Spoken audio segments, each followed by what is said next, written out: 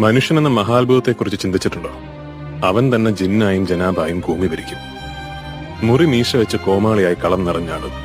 ചില്ലുപാത്രത്തിൽ ജീവനെ ജനിപ്പിക്കും, പരമാണുവിലും സ്ഫോടനമുണ്ടാക്കും. അവൻ തന്നെ ലോകത്തെ മയക്കുന്ന ചിത്രവും നൃത്തവും സംഗീതവും. അവന്റെ ഉള്ളം കൈയിലാണ് ചന്ദ്രനും ചൊവ്വയും നക്ഷത്രങ്ങളും. കൂടപ്പറപ്പുകളുടെ ചോരയിൽ കെട്ടിപ്പൊക്കിയ കുലവും കൊട്ടാരവും പ്രതിമകളും അതേ ചോര വീഴ്ത്തി അവൻ തെരുവിൽ തച്ചുടയ്ക്കും. അവന്റെ കൈകൾ കൊളുത്തും തീയിലെരിയും ആരാധനയ്ക്ക് മെഴുകുതിരികളും സാമ്രാജ്യങ്ങളും.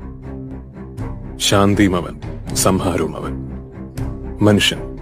മനുഷ്യനാണ് ഈ ലോകത്തിലെ ഏറ്റവും വലിയ ദേവനും അസുരനും.